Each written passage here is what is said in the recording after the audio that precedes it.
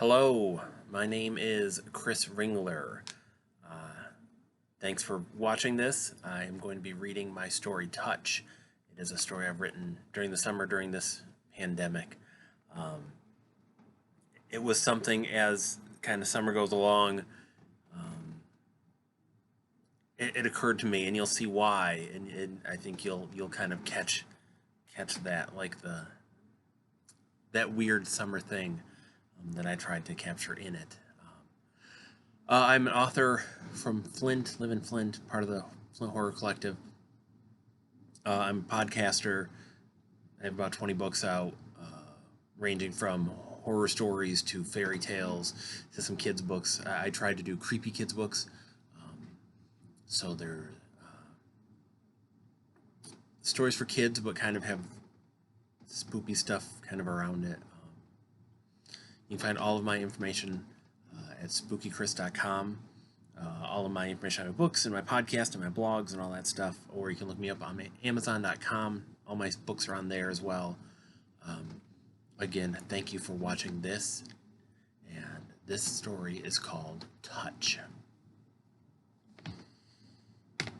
It happened last week, and the more I think about it, the more it bothers me.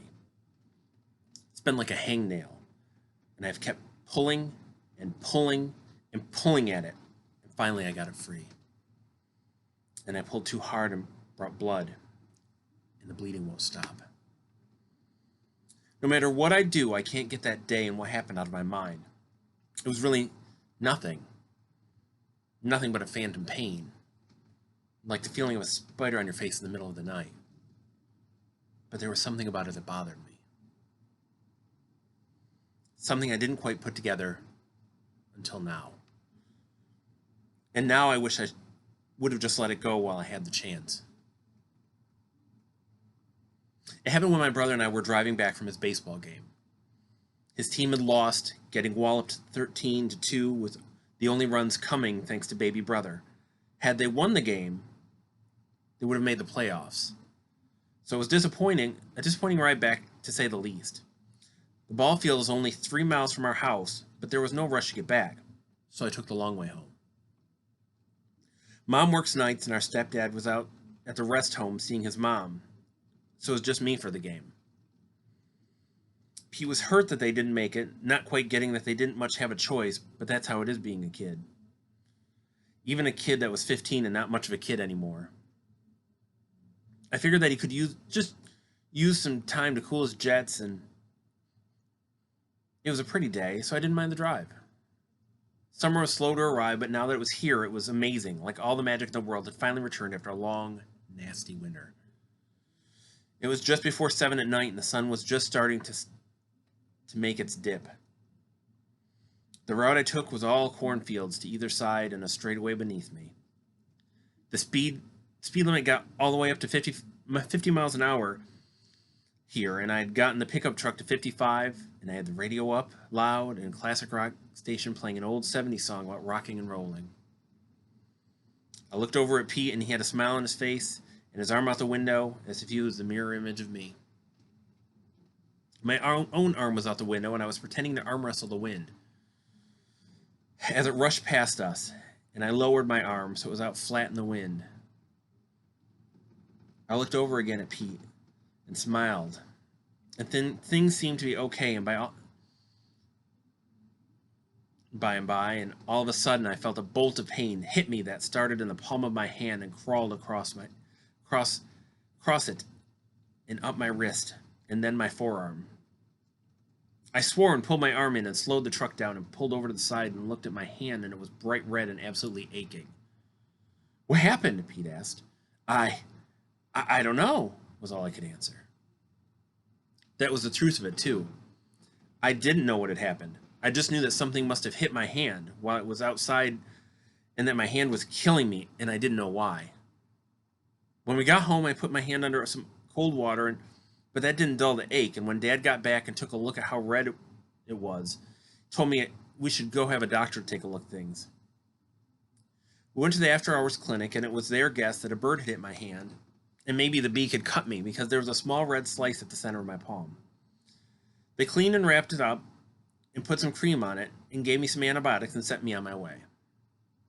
I was told to keep an eye on it so it didn't become infected, but that it should start to heal up in the next couple of days. I couldn't sleep that night because the pain was so awful.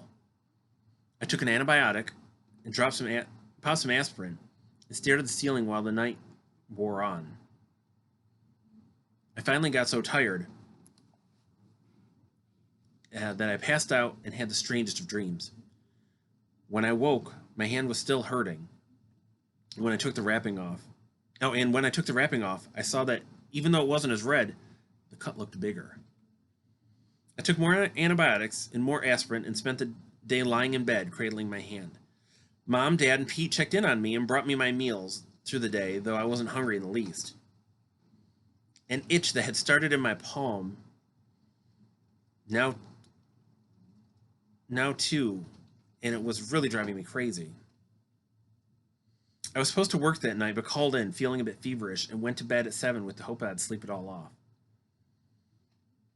I slept that night, body so exhausted that I had no choice, and fell into strange dreams again. I was driving down the same stretch of road, but was alone this time. The music was loud, the sun was shining, but had a different hue, and it was so darn hot out. It was sweltering. I had my arm out the window in the wind, though even the wind was warm. I looked out the passenger window for a moment, and suddenly I felt the hand that was out the window light up with pain. I spun around and saw something blur past the truck, going in the opposite direction. I looked in the side mirror, and just when I was about to see what it was, though, I woke up, just in time to vomit all over myself. The next day was the worst yet. The swelling was down in my hand, but the coloring on my palm was pale now, which made the cut stand out even brighter. I studied my palm and saw that it was cuts that were there, and I was still looking when Mom came in to tell me I needed to get ready for work. I looked up at my alarm clock and saw it was 3 in the afternoon, but I had just woken up. I got up out of bed and looked down at my hand and I was going to be late. I didn't bother showering, simply changing into my uniform and putting my shoes on and heading to the truck. I didn't realize there was an odor until I was walking in the door for my shift at the convenience store. It came from my hand and smelled like rotten meat, and my own body odor didn't help matters. I worked a swing shift and worked 3 until 2 in the morning, so I hoped to sort of breathe through things and do the least amount of work that I could. Some nights it was possible. I realized quickly that this wasn't going to be an easy night and that I wasn't doing well. I felt woozy. My hand burned even though it was cool to the touch, and I couldn't stop looking at the palm. I didn't understand why it looked like there were more scratches on my palm. It didn't make sense. I was at the register ringing up some kid that I knew wasn't old enough to be buying cigarettes, but I just didn't care. And he handed me his ID, and I glanced at it, and all of a sudden I woke up in the back of the store, lying on the floor. When I woke, Sydney, my shift manager, told me I had thrown up all over the kid and had passed out dead away. She had to have a couple of customers drive me to the back, and she called the boss. The boss told her to let me wake up on my own and to send me home unless I wanted an ambulance. I declined, and they called my dad, and he came and picked me up. The boss called me the next day and told me to take a couple days off and see a doctor, and I mumbled okay, and then went back to bed. And I dreamt. It was the same dream as before, summer, driving, alone with music, and my arm out the window, and I realized I was in a dream, but I couldn't pull my arm in, and then the pain, turning to look, and I saw more this time. The blur slower, red, and it was a car. I think, but I wasn't sure because I was focused on something else, the vehicle itself and its occupant. Like before, though, just as I was about to see more, I was awake again, and I was in my bed, and the sun was high. I couldn't get out of bed the next day, even to go to the doctor. I insisted I was okay, that I just needed some more sleep. I even showed Mom and Dad my hand, and it wasn't red at all now, but whiter, or almost gray, and the only redness came from the cuts in my hand, which there were more of once more. I hadn't thrown up in a bit, so it seemed like things were getting better. Mom didn't seem so sure, but I insisted. I told her I'd drink a lot of water and take it easy, and in no time I'd be better. Then I slept. The same dream, the same sky, the same heat, the same music, and arm out the window. This time it seemed like everything was in slower motion, and all I wanted was to pull my hand in to stop from having to go through the pain again. And I tried, God, how I tried, to pull it in, but I couldn't do it. And then the pain was like an explosion. I turned and looked at the side mirror, and there was a red car racing away, and the car was filled with people. So many people. Turned around in their seats and waving to me. And there in the driver's seat with their own arm out the window, and awake. I rolled over, and it was the middle of the night. I was hot and soaked in sweat. So much so that I wasn't sure if I had pissed myself or not. I sat up and stretched, feeling better than I had in days. I lifted my left hand and it felt heavy and cold, and it was like it had fallen asleep and was full of needles. I brought my hand up so I could better see it in the dim light of the alarm clock, and it was ghostly white, and when I touched it with my right hand, it was cold. I couldn't move it, and even hit it against the side of the bed to, I don't know, wake it. It still felt nothing. I looked at my palm and it stood out bright red, and there at the center of it were 4 lines that looked like they were in a sort of pattern. It was strange, and I bent towards my alarm clock to see better. And just as I thought I could tell what the pattern was, someone spoke from across the room. Hi.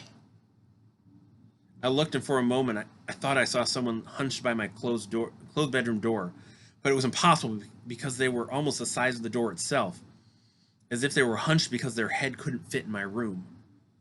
I leaned forward on my bed to see them better, but couldn't make them out any longer.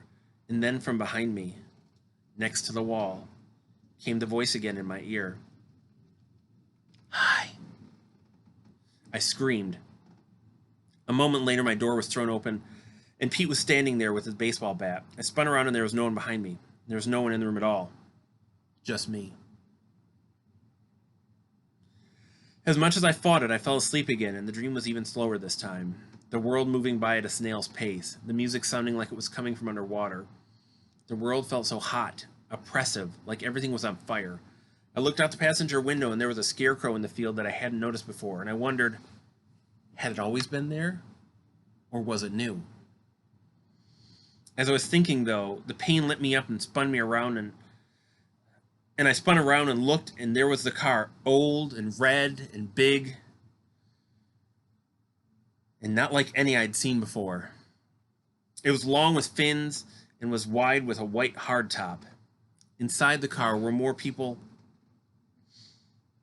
than I could count, crowded in together so tight that they were face to face, and all of those faces were pale with deep, dark eyes and smiling faces. Too many arms were raised and pushed out the window and waving to me. They were nothing, though, compared to the thing driving. At the wheel was something enormous, big and dark, and visible between those other, smaller bodies, hunched forward, and it had its own hand out the window, large and dark and waving in the air, connected to an impossibly long and thin arm covered in short white hairs that looked like an insect's leg. I turned my attention to my hand as I brought it into the truck, and I looked down, and standing out bright and red were 4 lines that connected and spelled out a message carved just for me. Hi. I awoke and my entire arm was numb. Mom called for an ambulance. She's crying. Dad's crying too. I can't feel my arm. It's like someone tied my left arm off at my shoulder, and it's no longer a part of me. It's like it's someone else's arm now. And sometimes it lifts on its own and gives a short wave to no one I can see. Hi. I'm sitting now in the dark of my bedroom, trying not to cry, trying not to fall apart as I listen to the approaching ambulance. I'm scared. I don't know what's going to happen. I can't stop thinking about that red car and those people crowded together in it, and the driver with their long, thin arm and enormous hand with those sharp nails, sharp enough to cut a palm, and waving to me. Hi. I keep asking myself what it wants from me, but all I know is that I had my arm out the window, in the wind, waving, and someone responded. And I close my eyes because I can feel someone behind me, sitting just where I can't see, near the wall. Someone sitting close enough to breathe on me from higher above. And I know that in just another moment, my arm will raise and give a brief wave, and I'll hear that voice again. Hi. And that was Touch. Again, my name is Chris Ringler. You can find all my stuff at spookychris.com. I hope you enjoyed this. You take care. Thanks again for listening and watching.